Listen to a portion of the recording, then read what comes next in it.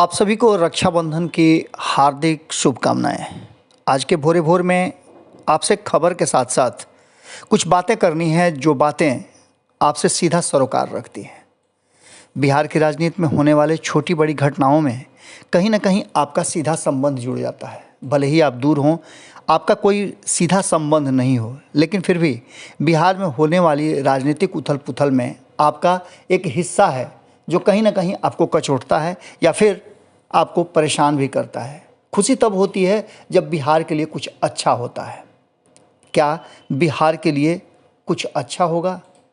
अब इस आशा में आप समझ सकते हैं कि जब सत्ता में बैठे लोग और विपक्ष दोनों एक पलड़े पर आ जाएं, तो इसका मतलब होता है कि कुछ अच्छा होने के संकेत नज़र आ रहे हैं। लेकिन ये अच्छा कुछ लोगों के लिए होगा और कुछ लोगों के लिए निश्चित रूप से ये निराश करने वाला होगा।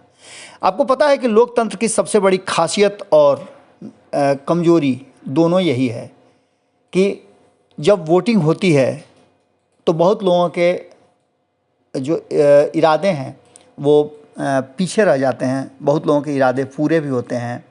51% वोट पाने वाला सत्ता में होता है और 49% वोट पाने वाला, जबकि आधे आधे के लगभग संख्या है, फिर भी वो सत्ता से दूर रहता है।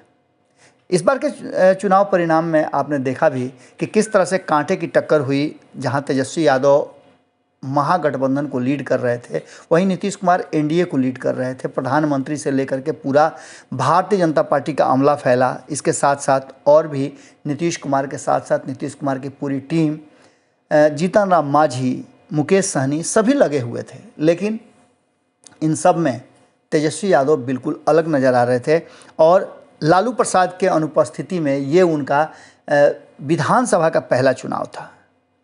इन सारी बातों के बाद कहा तो ये जा रहा था, चुनाव से पहले कई सर्वेक्षण आए थे, जिन सर्वेक्षणों में ये पता चल रहा था कि तेजस्वी यादव की इस बार सरकार बनेगी और परिवर्तन हो जाएगा।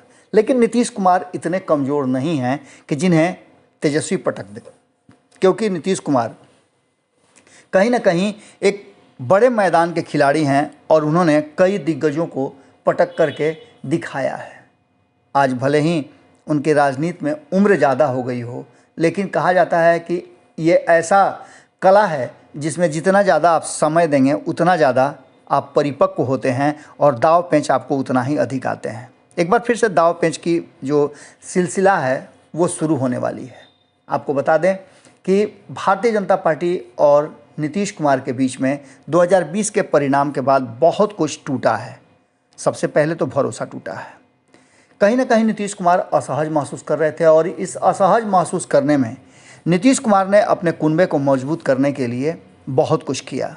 बहुत सारे उन्होंने अपनी जो स्थिति थी उससे समझौता किया और इसके साथ ही कई दुश्मनों को भी गले लगाने के लिए वो तैयार हो गए, जो राजनीतिक रूप से उनके काफ़ी दूर हो गए थे।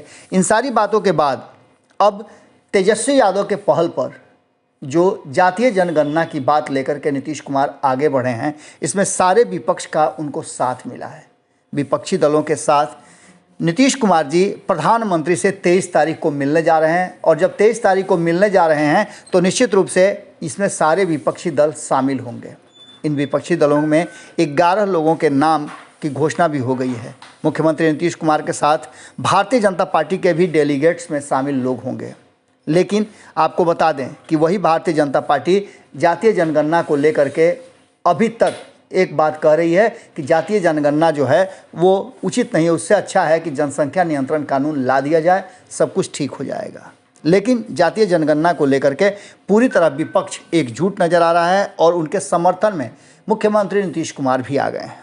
मजबूरन भारतीय जनता पार्टी को भी इस कुनबे में शामिल होना पड़ा और आपको बता दें कि नीतीश कुमार के साथ भारतीय जनता पार्टी से जनक राम होंगे। वहीं जदयू से शिक्षा मंत्री विजय कुमार चौधरी को भी इसमें शामिल किया गया है। तेजस्वी यादव तो रहेंगे ही नेता प्रतिपक्ष। उसके बाद कांग्रेस के तरफ से अजीत शर्मा होंगे। सीपीआई एमएल से भी लोगों का नाम दिया गया है। महबूब आलम होंगे, अख्तरुल इमाम होंगे एआईएमआईएम से, हम से जीतन राम मांझी होंगे, वीआईपी से मुकेश सहनी होंगे।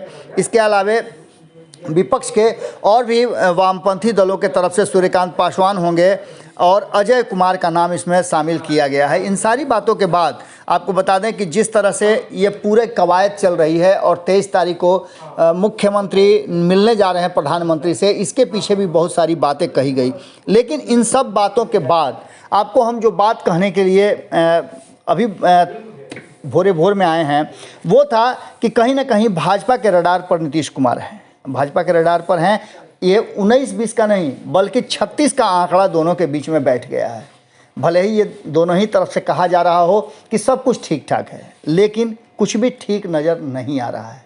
दावे अलग हैं और व्यवहार की बातें अलग है और हकीकत कुछ अलग है। आपको बता दें कि जिस तरह से नीतीश कुमार के खेमे से भारतीय जनता पार्टी पर और भारतीय जनता पार्टी की तरफ से नीतीश कुमार पर हमले किए जा रहे हैं, उसने साफ स्पष्ट कर दिया है कि दोनों के बीच में बहुत सारी दूरियां बढ़ गई हैं। जहां एक तरफ आपने देखा कि भारतीय जनता पार्टी के प्रदेश अध्यक्ष संजय जायसवाल ने नीतीश कुमार के प्रधानमंत्री दावेदारी पर ही सवाल खड़े कर दिए, उनके सामने लगभग दर्जन भर नेताओं को खड़ा कर दिया और यहाँ तक कह दिया कि हर किसी को ख्वाब देखने का हक है, ख्वाब देखने से कोई किसी को रोक थोड़े सकता है। इसके साथ ही आपको बता दें कि और भी कई तरह की बातें सामने आई हैं। इसमें आपको बता दें कि हाल फिलहाल में आपने देखा होगा कि भारतीय जनता पार्टी से पूर्व में 8 वर्षों 9 वर्षों तक रहे बीजेपी के पुराने सदस्य, कहा तो जा रहा है कि मंत्री भी रहे हैं, सोनाधारी सिंह, वो शामिल हुए हैं जदयू में। और जदयू में शामिल होते ही उन्होंने ऐसी ऐसी बातें कह दी, उन्होंने भारतीय जनता पार्टी को बेशर्म और जालसाजों की पार्टी तक कह दिया। शब्दों की सारी मर्यादाएं टूट गई और इस मर्यादा के टूटने के साथ साथ भारतीय जनता पार्टी ने इस बात को लेकर के अपना आक्रोश और विरोध जाहिर किया है जनता दल यूनाइटेड से। साफ तौर पे उनका कहना है कि सरकार के मंत्री बैठे हुए हैं, पार्टी के प्रदेश अध्यक्ष हों और उसके सामने आप अगर इस तरह की बातें सुनने को मजबूर हैं तो कहीं ना कहीं गठबंधन दर का पालन नहीं हो रहा है। और गठबंधन में ऐसे अपमानजनक शब्दों का अगर गठबंधन के साथी सुन रहे हैं चुपचाप, तो इसका मतलब है कि कहीं ना कहीं सब कुछ ठीक ठाक नहीं है। वहीं आपको बता दें कि गोपाल मंडल जो लगातार अपने बयानों से सुर्खियों में रहते हैं, गोपाल मंडल ने तो साफ तौर पे सरकार नीतीश सरकार के उप मुख्यमंत्री तारकिशोर प्रसाद पर पैसे की उगाही का आरोप लगा दिया है।